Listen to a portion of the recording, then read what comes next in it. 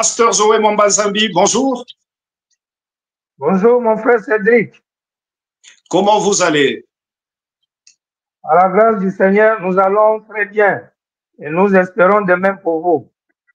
Oui, nous allons aussi très bien, pasteur, et surtout merci d'avoir accepté de répondre à notre invitation. Là, nous rappelons que vous êtes berger de l'église William Marion Branham Royaume Éternel en Côte d'Ivoire, Abidjan, et dans plusieurs pays. Comment d'abord évoluent vos églises avant de commencer, pasteur?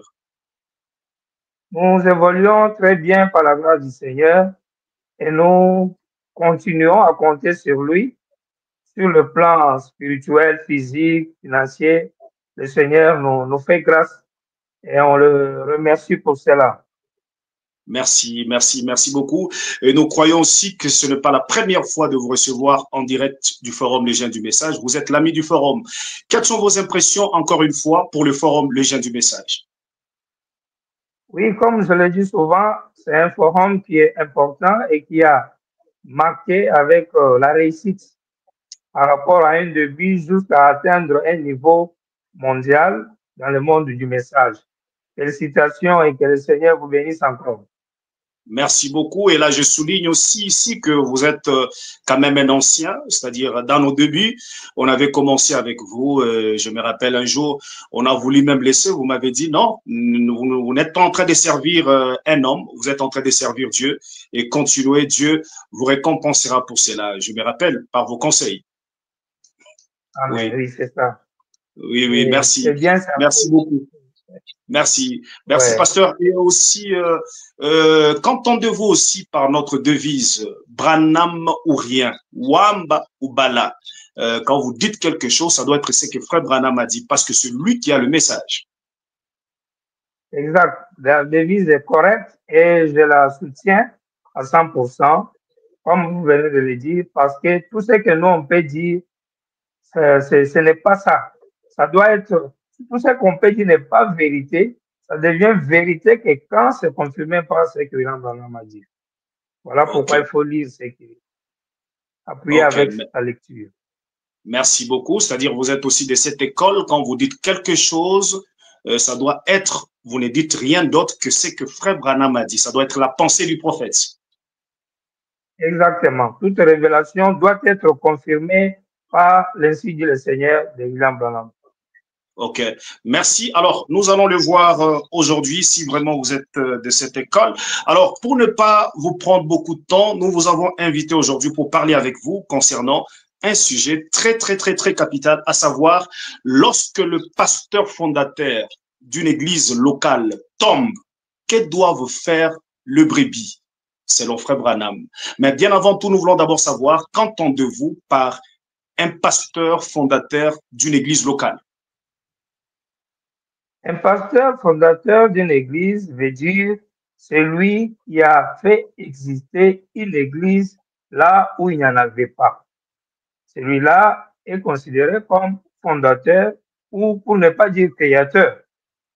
Mais en langage facile, il a fait exister l'église.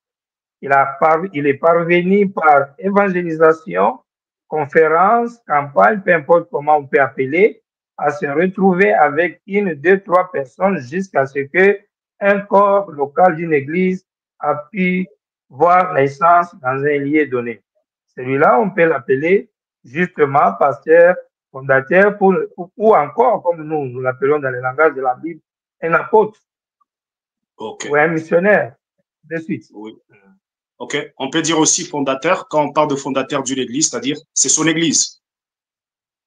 Oui, c'est son église. Il ne l'a pas hérité de quelqu'un, il n'est pas désigné, il n'est pas placé, on ne l'a pas voté, mais il est venu du vide et il a fait exister une église.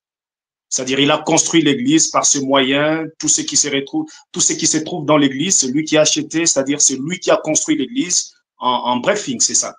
Par ce moyen, il a commencé son œuvre. C'est ça, pasteur fondateur? Non, non, non, non. Du moment où il est venu et qu'il a prêché seulement la parole et que là où il n'y avait pas église, l'église existe, il devient le créateur ou le fondateur de l'église. Quant aux moyens financiers investis pour la suite, que ça vienne de lui seul, que ça ne vienne pas de lui seul, mais en concours avec les membres ou les autres personnes qui l'auront soutenu, il restera toujours un fondateur, c'est-à-dire celui qui a commencé l'œuvre. C'est-à-dire, quand on parle de pasteur fondateur, ce n'est pas le fait de je construis l'église par mes moyens, c'est moi qui a commencé, je mis mes moyens. Ce n'est pas ça quand on voit pasteur fondateur. Non, non, non, non, c'est pas ça. C'est pas ça parce que l'église, c'est pas le temple. L'église, c'est quand vous avez un corps de croyants qui se réunissent autour d'un ministère pour écouter la parole de Dieu et adorer. C'est là qu'il y a église. Le reste, là, c'est les formes. Ça peut venir après de n'importe qui ou de n'importe quoi. Parce que ce n'est pas tous les pasteurs qui commencent une église avec ses propres moyens, financièrement parlant. Non. Quelqu'un peut être là, il n'a aucun moyen financier, mais il vient, il prêche la parole, et une église se crée. Il est fondateur, parce que c'est lui qui l'a fait exister. Ok. Alors, il y aura d'autres questions en continuant, c'est-à-dire quand nous sommes en train d'aller au fur et à mesure, je vais vous poser encore une autre question. Alors, avant d'entrer dans la plus grande question de l'émission, nous voulons aussi savoir, qu'entendez-vous par tomber? Et aussi savoir, est-ce qu'un pasteur peut tomber? Qu'entendez-vous d'abord par tomber? Le fait de tomber. Oh, il est tombé, il est tombé. Tomber, c'est quoi? Qu'entendez-vous Ouais, par ça? Selon Frère Branham. ouais. Tomber, c'est quand un homme, d'une manière générale, pour ne pas encore parler du pasteur, faillit, c'est-à-dire échoue, fait ce qu'il ne devait pas faire. Parce qu'un pasteur, tout comme le croyant en général, a des choses qu'il est censé faire et des choses qu'il n'est pas censé faire. Maintenant, quand un pasteur arrive à faire ce qu'il ne devait pas faire en fonction de ses attributions pastorales, du ministère et même de la vie en général, il sera déclaré quelqu'un qui est tombé. Donc, être dans une position qu'on ne devait pas être, Ok. sur le plan moral, spirituel, peu importe. Ok. Comme par exemple, s'il faut citer comme quel cas, tomber, on peut parler, quand on parle de tomber dans ceci, dans cela et tout. Exemple, de tomber pas. Ouais, je peux prendre, un pasteur peut tomber par exemple sur le plan doctrinal en commençant à prêcher les mensonges et en donnant des fausses prophéties aux croyants. Et il ment consciemment, il prêche les faussetés consciemment avec des compromis par rapport à un intérêt qu'il est en train de poursuivre. Ça, c'est tombé. Il avait la vérité, il croyait en Dieu, il servait bien Dieu à un moment, puis après un moment, allez, il relâche, il laisse la vraie doctrine et il tombe dans une fausseté. C'est une chute.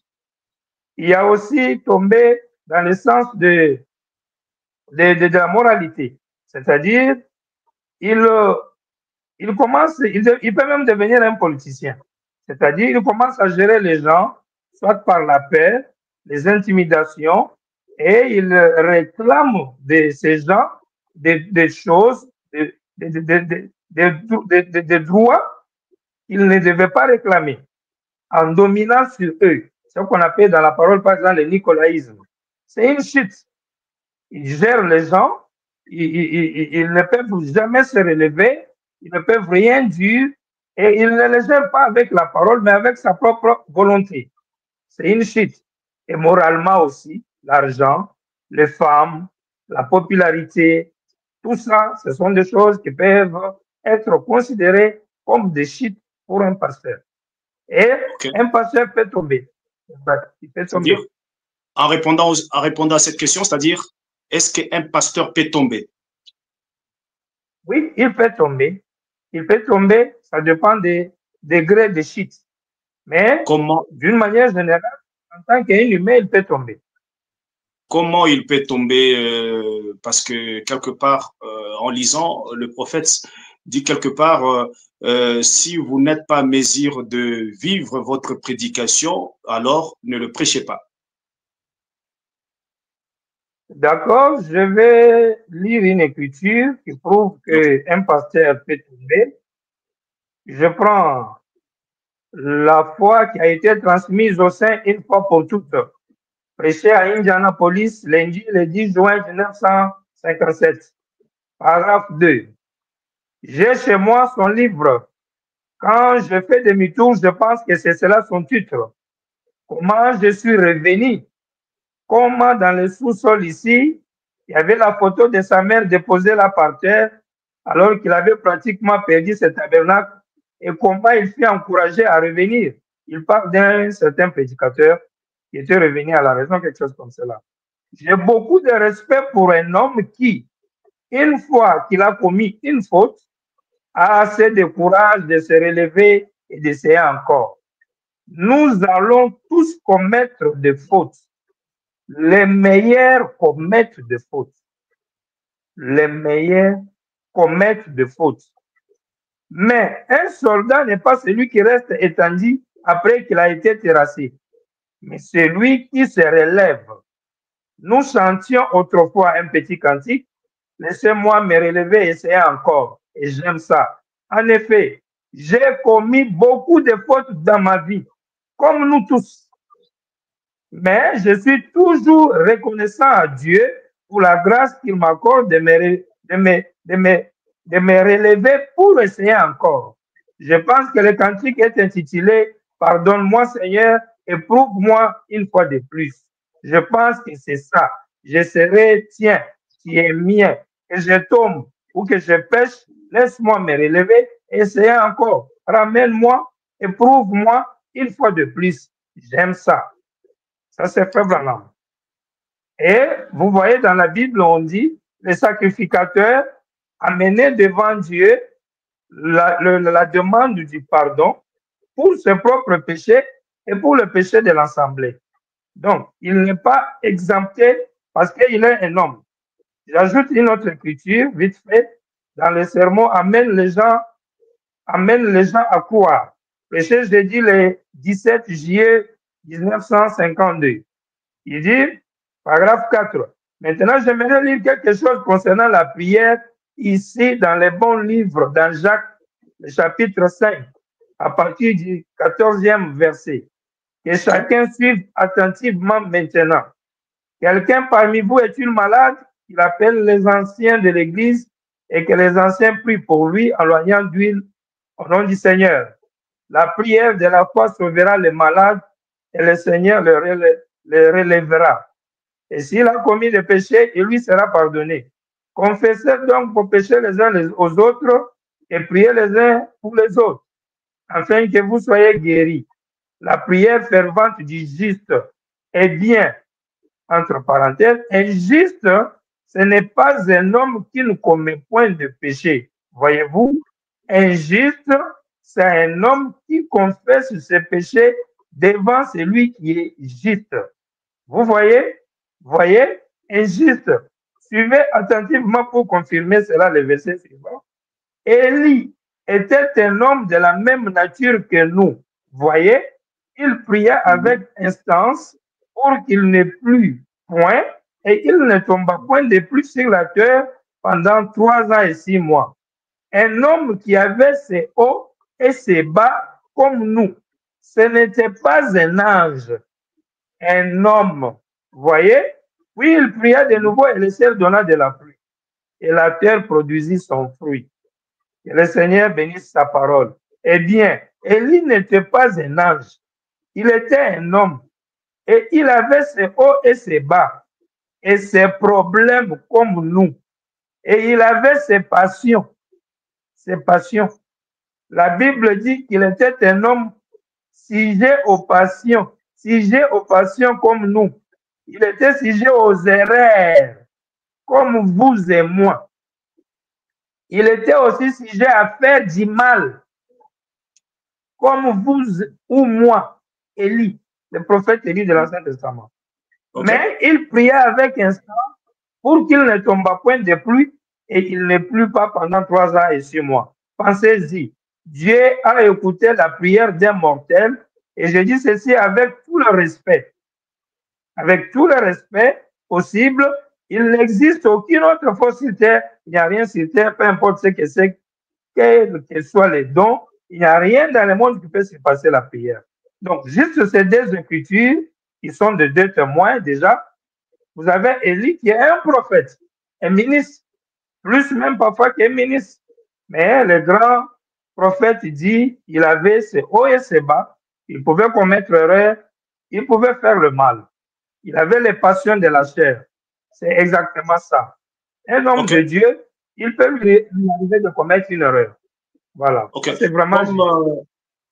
Alors, comme quel genre d'erreur, comme quelle erreur, par exemple, est-ce que un pasteur est là en train disons ça comme ça, coucher avec le sœur de son église, de femmes, disons, de l'église, c'est toujours ça. On peut dire que bon, ce sont des erreurs, il n'y a pas de problème, il peut tomber, il n'y a pas de problème.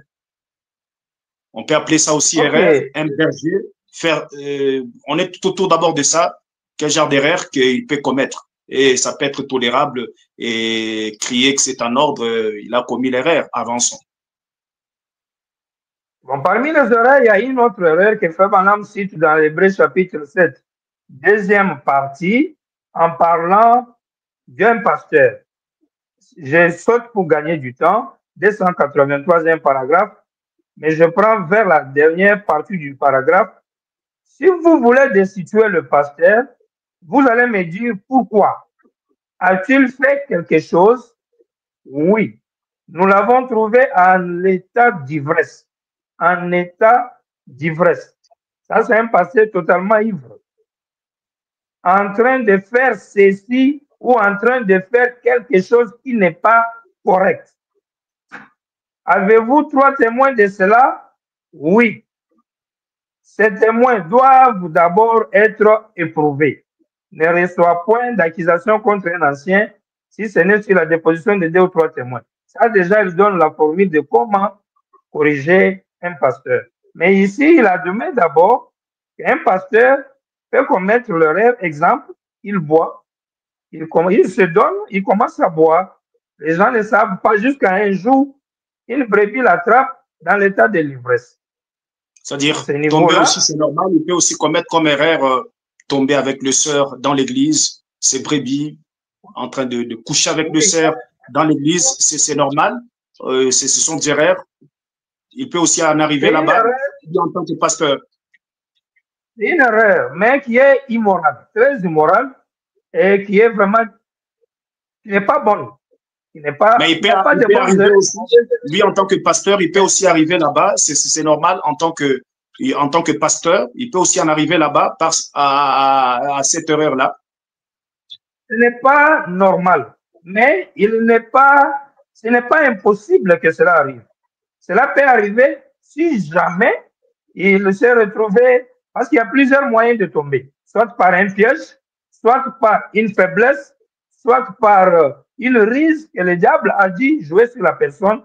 Tout ça, ça peut se faire connaître quand on verra comment la personne a réparé son erreur. Parce qu'il y a commettre la vie de débauche dans l'église, c'est-à-dire prendre le sel et les manger comme si vous mangez les arachides. Ça, ce n'est pas commettre une erreur. Ça, c'est une vie. Mais si on parle de quelqu'un qui se retrouverait devant une faiblesse et puis il commet la chose jusqu'à consommer, si cela arrive, pour moi, dire que c'est impossible que cela arrive, je manquerais d'écriture pour dire ça. Parce que quand vous prenez l'écriture qui dit dans le respect, je pense paragraphe 165, Branham dit, si votre pasteur, vous devez respecter votre pasteur, peu importe ce qu'il fait. Ok, on va arriver. Alors là, on continue au fur et à mesure que nous avançons. Il y aura encore d'autres questions. Alors là, nous entrons directement dans la plus grande question de l'émission, de savoir lorsque le pasteur fondateur d'une église locale tombe, qu'est-ce doivent faire le brebis, selon Frère Branham? Ok, quand il tombe, il faut d'abord que la chute soit constatée. Quand la chute est constatée, il faut qu'il y ait 3 témoins qui ont vu la chose. C'est ce qu'il dit dans le paragraphe 287, Hébreux chapitre 7, deuxième partie. Ces témoins doivent d'abord être éprouvés. Ne reçoit point d'accusation contre un ancien si ce n'est sur la déposition de 2 ou 3 témoins. et qu'il soit premièrement éprouvé en cas de grief contre un ancien. Ensuite, vous devez jurer que vous avez vu la chose et prouver que vous l'avez vu. Et alors, si vous l'avez vu, ce péché sera alors réprimandé publiquement pour montrer que c'est mal. Alors, on demandera l'Église, voulez-vous changer de pasteur? Et si par le vote, l'Assemblée dit, on lui pardonne et on les laisse continuer, c'est ce qui doit être maintenu. Voyez-vous? N'est-ce pas juste? N'est-ce pas juste? N'est-ce pas là une bonne, n'est-ce pas là une manière assez correcte de diriger une église? C'est ce que la Bible dit. Nous n'avons pas d'évêques ni de surveillants, de conseils et tout cela qui établissent un tel et qui ont une grande autorité. Il n'y a personne qui ait l'autorité ici, sinon le Saint-Esprit. Et cela est vrai. C'est lui qui fait les changements.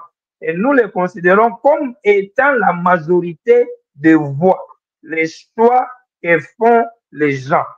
Dans une église, si un pasteur tombe, que cela soit dans l'ivresse ou même dans les mensonges, dans une tricherie, dans n'importe quel acte qui n'est pas bon. Parce que le problème est que nous n'avons pas les péchés énumérés qu'on peut commettre et qu'on ne peut pas commettre. Tout est considéré, tout ce qui est mal est mal. Peu importe sa grandeur, c'est mal. Et Dieu a le pouvoir de pardonner tout le mal, peu importe son effet négatif, quand il y a repentance sincère.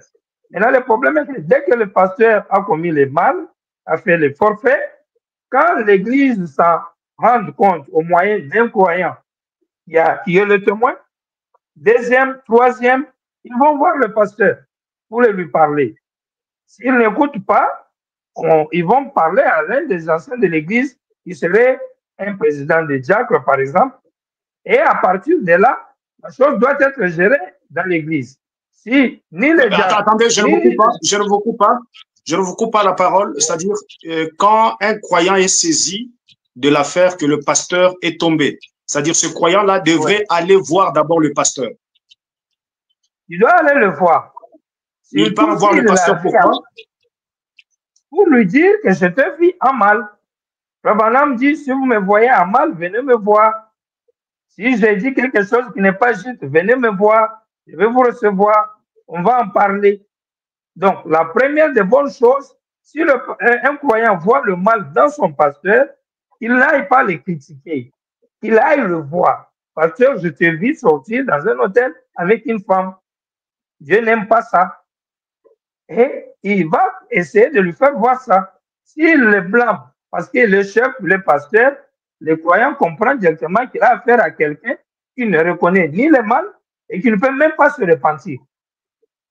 Et là, il chercherait le secours de quelqu'un d'autre, deuxième témoin, parmi les anciens, justement, parmi les gens dans l'église, surtout parmi les diacres, pour essayer d'amener le pasteur à la raison.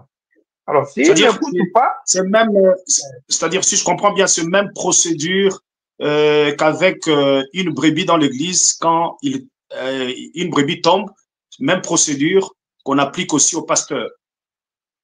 Oui, oui, c'est pourquoi on parle de 3 témoins. Parce que pour qu'il y ait 3 témoins, il faut qu'il y ait des gens qui sont au courant de la chose, qui ont dit la chose comme Frère Branham dit. Ces derniers n'ont pas d'antécédent avec le pasteur. C'est pourquoi on dit qu'ils seront testés, éprouvés, et ils vont jurer qu'ils ont vu la chose. Mais le pasteur, nous, on a un problème, c'est que quand tu fais le mal et que c'est bien caché, les gens ne verront jamais. Et du coup, c'est difficile d'avoir des témoins et qui iront jurer qu'ils ont vu.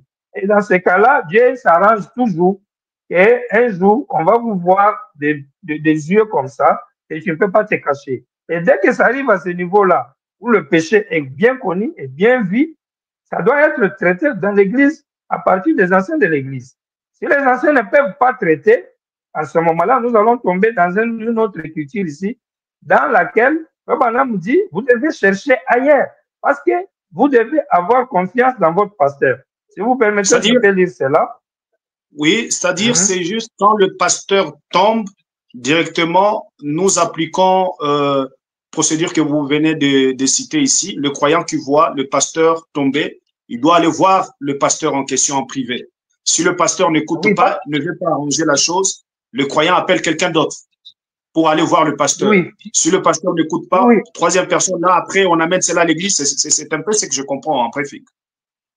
Oui, et j'insiste sur le fait que les gens auprès duquel il faut aller voir pour ramener le pasteur, je préfère, avant que je ne puisse lire, il faut voir les anciens.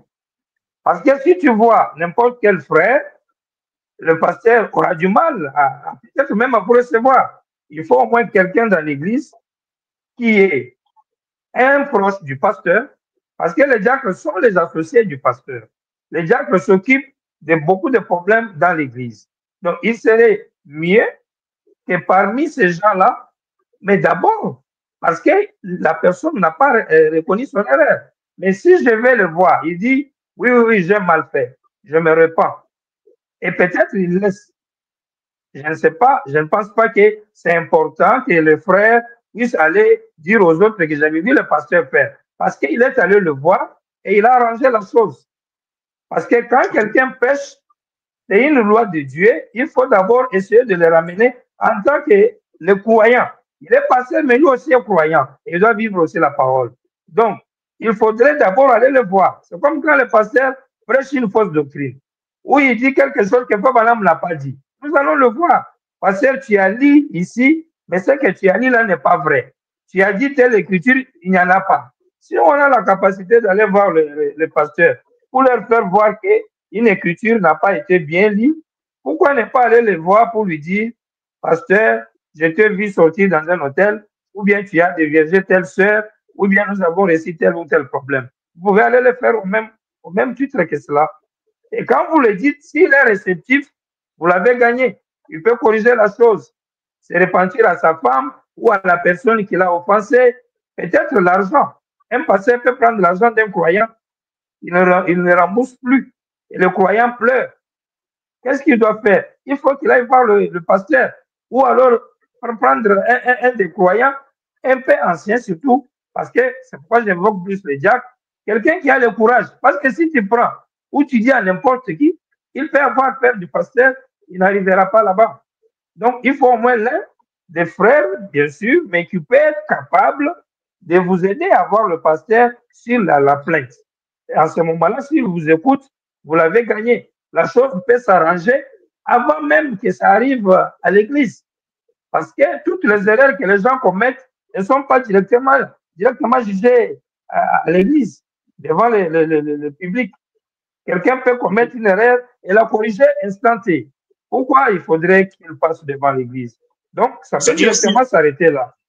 C'est-à-dire, si je comprends bien, le fait qu'un pasteur tombe, quand on attrape le pasteur qui est tombé, on doit aller voir les anciens, pas aller voir un frère. C'est-à-dire, pour lui, c'est se voir les anciens. C'est ce que Frère Branham a dit? Ou soit?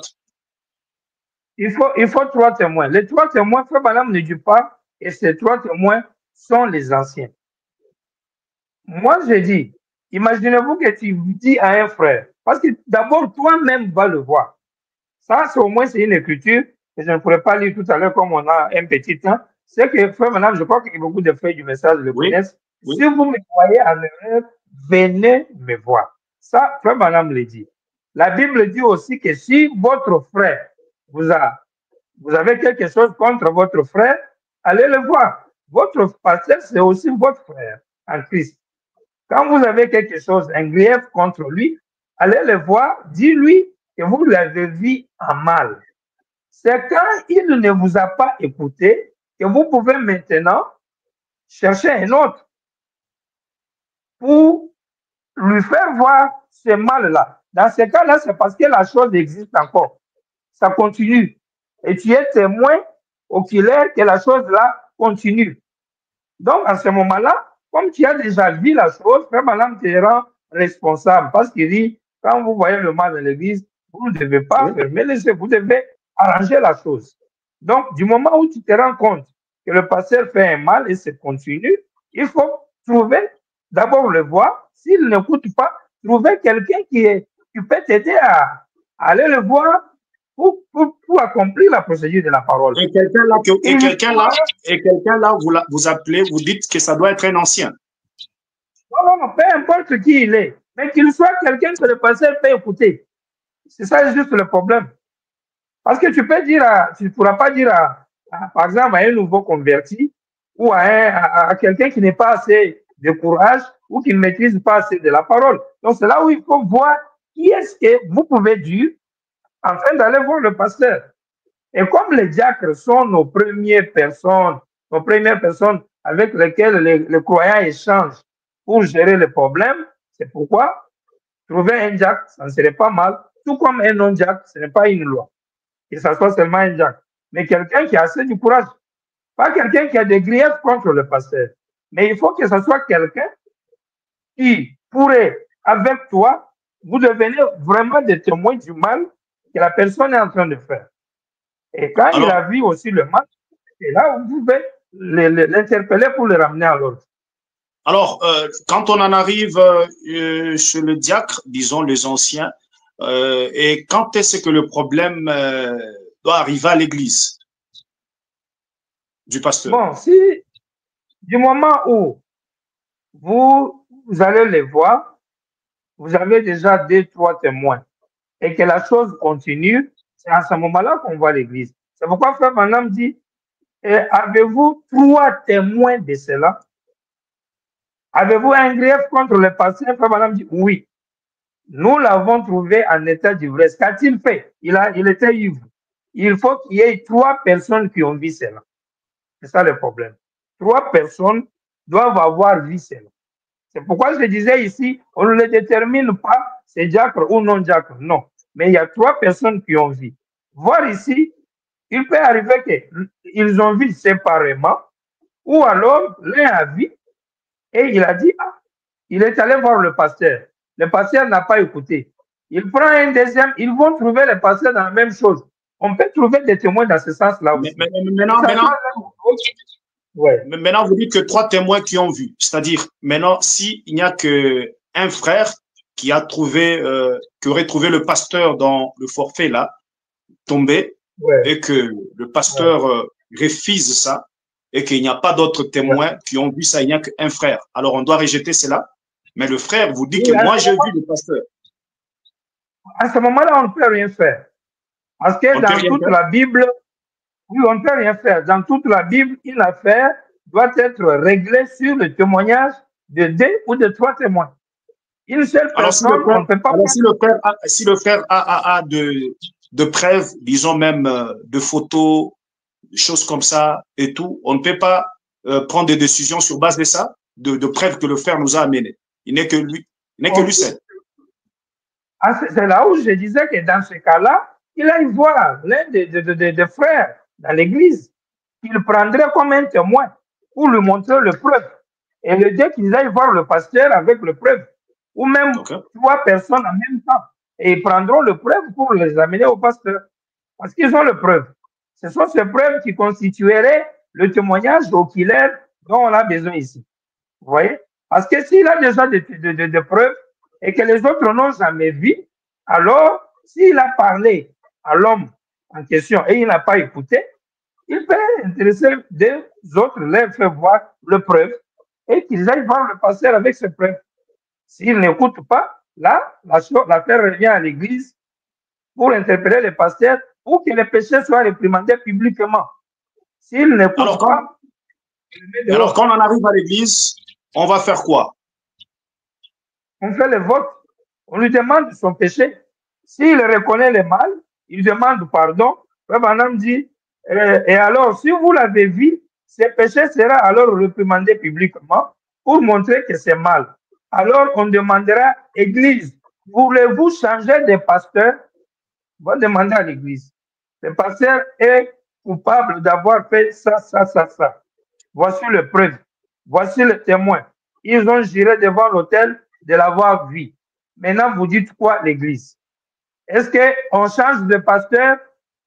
Les gens vont faire vote. Qui sont pour? Qui sont contre? Non, on les pardonne. Le Branham dit, si vous les pardonnez, si par le vote, l'Assemblée dit, on lui pardonne, on les laisse continuer. C'est ce qui doit être maintenu. Voyez-vous? Et il appelle ça, c'est ça la manière biblique de faire les choses. Si l'Église dit non, non, non, non, non, non, avec ça, on ne peut pas garder le pasteur, on le change, on cherche un autre. Maintenant, il y a une citation qui dit, si quelqu'un s'est déclaré, si je ne me trompe pas, pour ne pas peut-être bien citer, il dit que si quelqu'un se disait l'un de nous et qu'il commençait à coucher avec nos sœurs et tout, on devrait les chasser. Cette citation ne devrait pas s'appliquer au pasteur.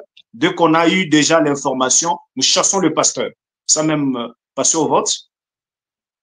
Bon, le problème, c'est que toutes les citations s'appliquent à tout le monde.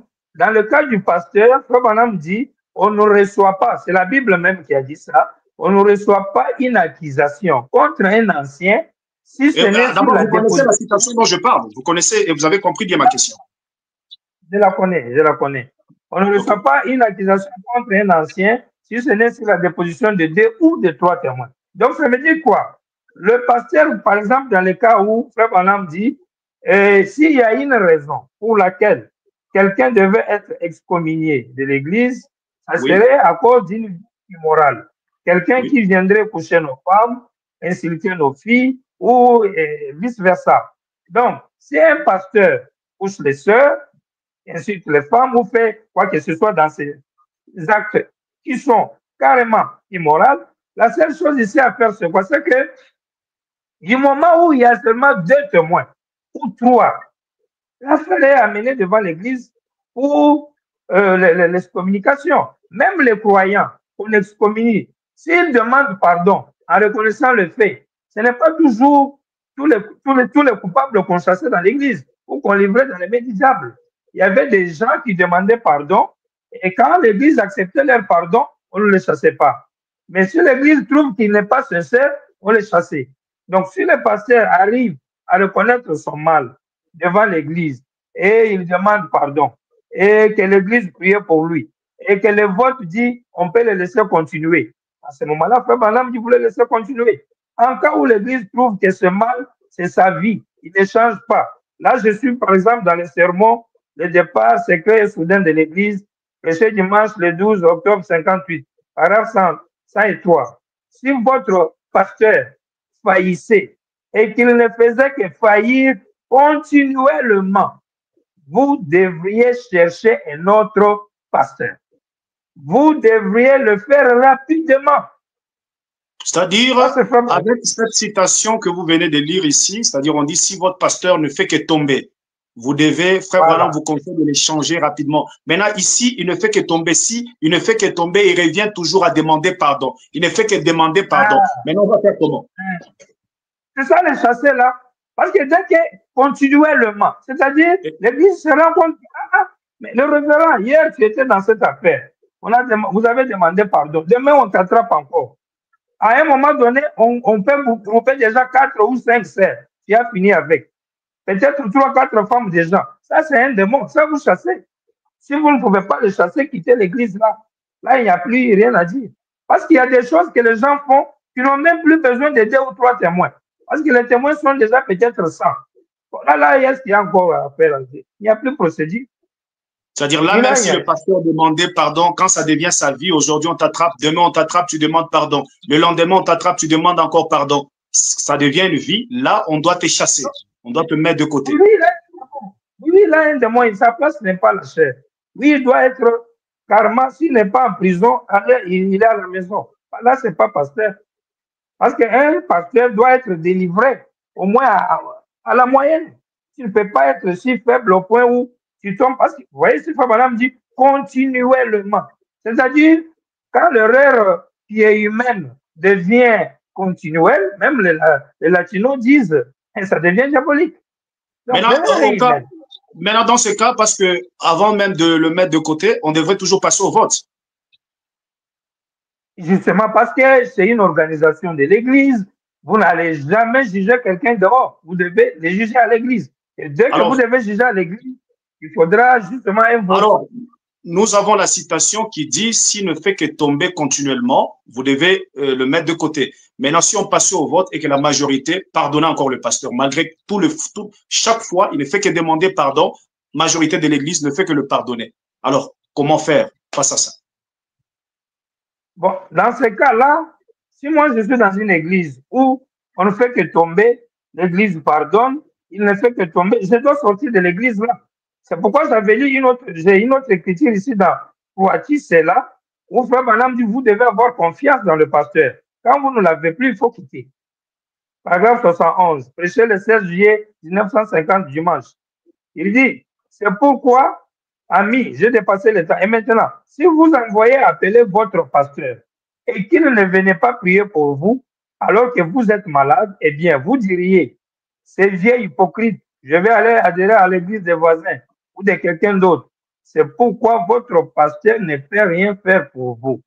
Vous devez avoir foi en lui, confiance en lui en tant qu'homme de Dieu. Et savoir que toute chose concourt au bien de ceux qui aiment Dieu. C'est vrai. Eh bien, votre pasteur ne m'a pas dit de dire cela non plus. Mais je sais ceci. Vous devez avoir confiance dans l'homme avec qui vous traitez. Vous devez avoir confiance dans l'homme avec qui vous traitez. Sinon, cela ne vous fera aucun bien d'avoir une quelconque relation. C'est vrai. Vous devez croire votre pasteur. C'est un homme de bien, sauvé par Dieu. Il prêche l'évangile. Soutenez-le avec tout ce que vous avez. S'il ne l'est pas, allez ailleurs. Ici, il n'engage pas l'Église, votre patati patata.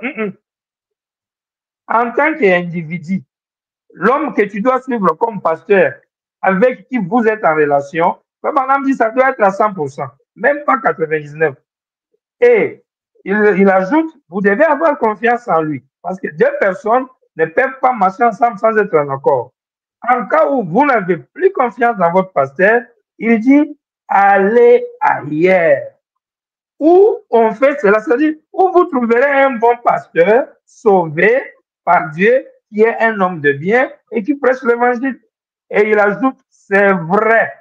Eh bien, cela met les choses au point de départ au point de départ et d'autres. Eh bien, rappelez-vous ceci. S'il prêche l'évangile, restez avec lui, aidez-le, car il est un homme envoyé de Dieu, ordonné par Dieu pour nourrir votre âme. Mais quand il ne le fait pas, vous ne restez pas avec lui. Alors, là-bas, la citation que vous venez de dire, on dit là-bas que s'il prêche l'évangile, aidez-les. C'est-à-dire, le pasteur prêche la parole, mais il ne fait que tomber. On peut rester à côté de lui, l'aider, comme il prêche la parole, mais il ne fait que tomber, on doit l'aider.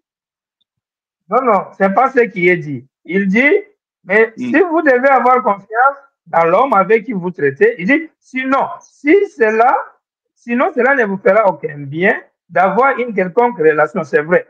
Vous devez croire votre pasteur, c'est un homme de bien. Pas un homme du mal, mais qui prêche l'évangile, non. Un homme de bien, sauvé par Dieu. Il est sauvé. Ce qui veut dire, le fruit du salut, c'est aussi la bonne moralité. C'est le savoir-faire, le savoir-vivre. Donc, ici, il ne dit pas, il tombe, mais il prêche l'évangile, gardez-le. Non. Il a grand don. Il a de ceci. Il a des puissances. Souvenez-vous, quand on est allé dans une église, deux personnes, l'autre a parlé en langue, l'autre a interprété. Mais à cause du fait que l'autre vivait avec deux femmes, tout ça là, il a traité de démons. Donc, quelque part, peu importe les dons qu'on peut avoir, si la vie qu'on mène est trop désordonnée, il y a un, ça ne va pas.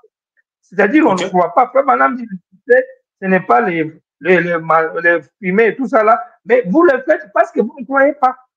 Donc, il doit être sauvé, c'est un homme de bien, puis il prêche l'évangile, là vous le soutenez. Dans le cas contraire, allez ailleurs. C'est comme ça qu'il dit. Alors, si une brebis s'est retrouvée devant telle situation, le pasteur, disons, l'église se retrouve, le brebis se retrouve dans cette situation, le pasteur dit, bon, vous m'avez trouvé dans l'erreur ou quoi que ce soit. Si vous n'êtes pas d'accord avec moi, vous n'avez qu'à quitter l'église parce que moi, le pasteur fondateur de cette église. Alors, à ces Oui, c'est cas-là, une qu'est-ce qu'on doit faire? dénomination. Moi, c'est une dénomination. Vous sortez là-bas en courant, vous laissez ça. Si ce n'est pas une église de Dieu, là, le diable est déjà installé dans le pasteur. Vous n'avez rien à faire là-bas. Vous allez ailleurs. Vous allez ailleurs, il n'y a pas autre chose. Alors, Vous avez, vous voulez donner quelque chose, vous voulez lire quelque chose? il dit aussi une chose dans la résurrection de Lazare.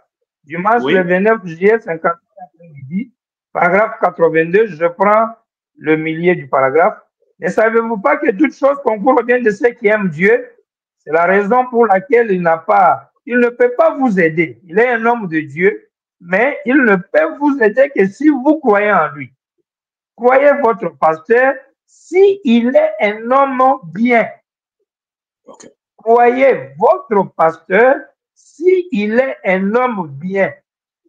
S'il croit dans la guérison divine, qu'il la prêche, qu'il prenne position pour cela, s'il mène un bon genre de vie, Okay. il a le droit de prier pour vous, tout autant que n'importe quel homme sur la face de la terre, mais vous devez croire en lui et avoir confiance en lui en tant qu'homme de Dieu.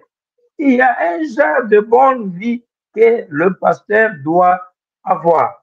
Un homme politicien, il ment, il triche ici l'argent, même par quel moyen il va prendre, tantôt le pied dans la politique, tantôt il est dans ceci, les autres cherchent même la puissance dans les mafias ou fétiches ou je ne sais pas quoi, et on appelle ça pasteur. Non.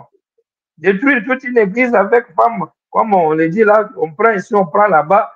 Non, ça, c'est pas pasteur. Ça, c'est un païen du haut de la chaîne. Il n'a jamais été sauvé. Ce n'est pas. Alors, il n'est même pas une entre parenthèses, pasteur Zoé, est-ce que c'est normal qu'une brebis puisse avoir une vie plus élevée que son pasteur? C'est-à-dire, selon la parole, il vit une vie, selon la parole, une brebis qui vit vraiment la parole, mais les pasteurs n'arrivent pas. Et la brebis commence à aider le pasteur. Non. C'est-à-dire, la brebis commence à aider le berger.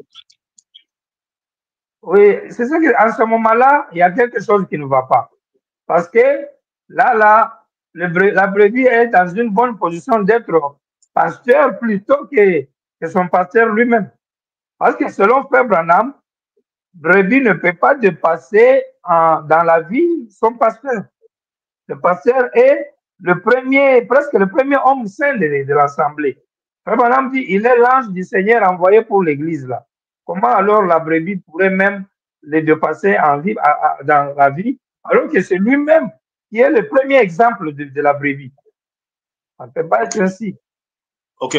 Alors, quelles sont les conséquences de garder un pasteur qui ne fait que tomber et nous ne faisons que le pardonner? Les conséquences de cette église-là, de brebis qui reste accroché qu'à ces pasteurs-là, qui ne fait que tomber. Tomber pour lui, ça devient une vie.